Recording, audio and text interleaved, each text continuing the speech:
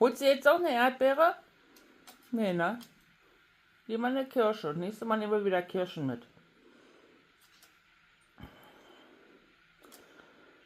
Was hast du da gesehen?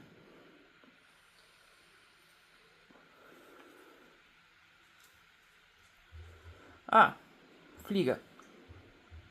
Spinne? Irgendein kleines Insekt. Braver Vogel.